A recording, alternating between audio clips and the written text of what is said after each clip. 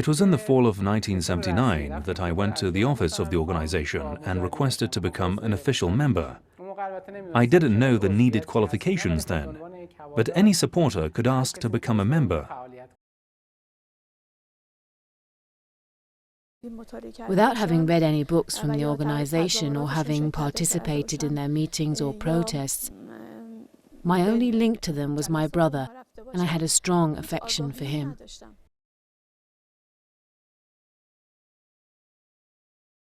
I remember I had gone on the street to distribute their flyers and got beaten up and returned to the office. They told me that was enough for the day. The fact that I was threatened both made me scared and made me more determined to go on. On the one hand, I was afraid of getting beaten up, as everyone naturally is. But on the other hand, this fear in turn made me more determined to stick close to the Mujahideen.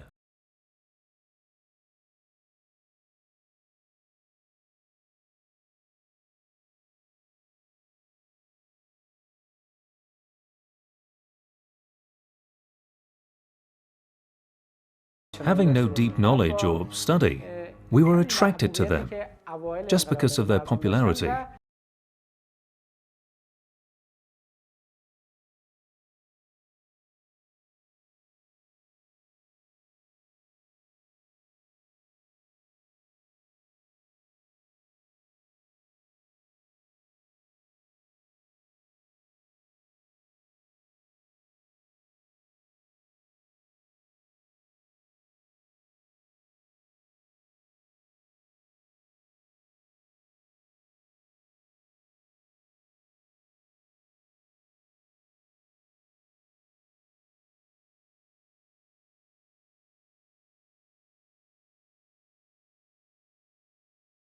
One of the slogans that really motivates the youths and students like us, as well as Mujahideen's militias, was "towards a classless theist society," meaning that we were after a society in which everyone was equal, with no discrimination, but at the same time, this society was theist.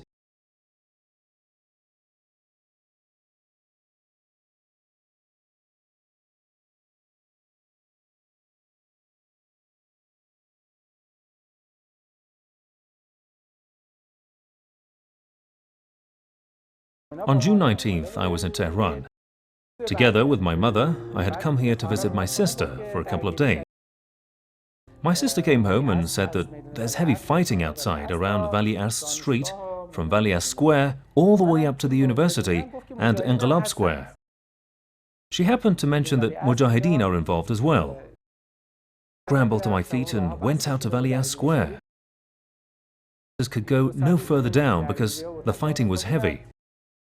I entered the crowd. I was among the protesters for a couple of hours until we were dispersed by government forces. I moved northward towards Kurosh shopping center.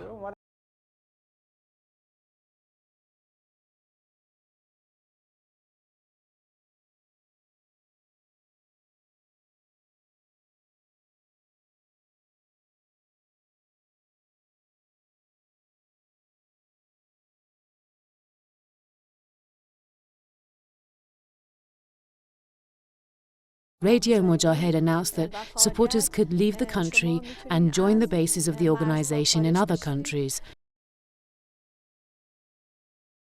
One such base was in Istanbul, Turkey.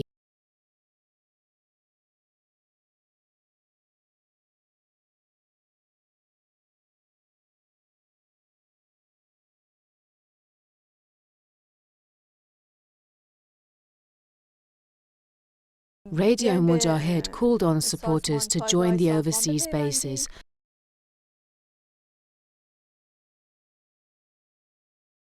I asked for a passport and legally left Iran via Bozargan crossing for Turkey by bus. A woman picked me up on the other side and took me to a hotel.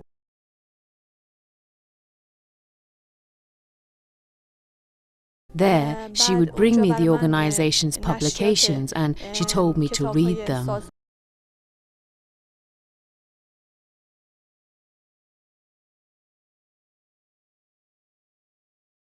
My sister used to work for State TV, so whenever she heard first-hand news, she would let me know. One day she came home and said that the Islamic Republic Party headquarters has blown up. Immediately, out of curiosity, I caught a bus and saw that the building had collapsed and that people were wailing, crying and carrying out dead bodies.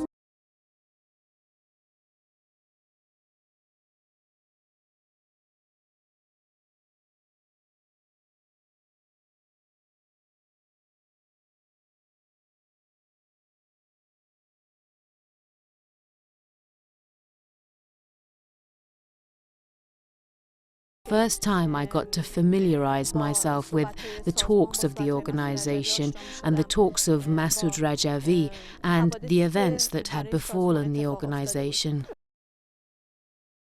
In 1985, my brother, who used to be a Marxist activist, managed to leave the country with the help of a human trafficker and go to Pakistan. He had told me prior that upon success, he would help me get out of the country as well.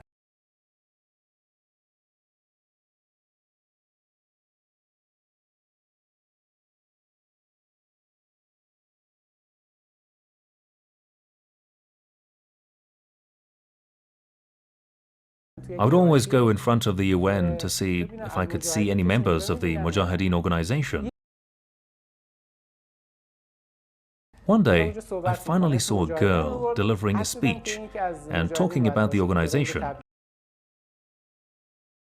I approached her and said that I used to be a member, but had lost my connection and wanted to rejoin them again.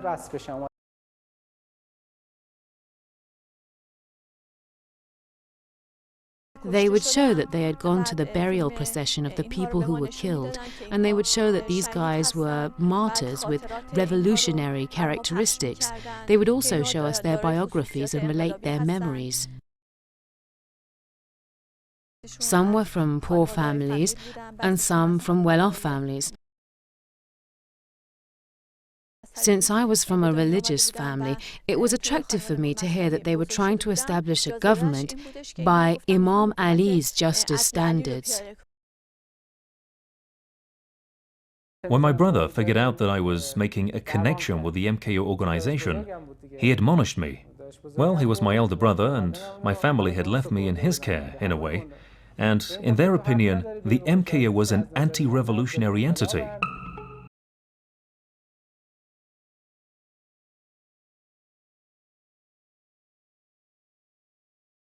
I called him. My brother's friend picked up the phone and asked me out of concern where I was. I said, "I'm not coming back. I'm going to the Mujahideen."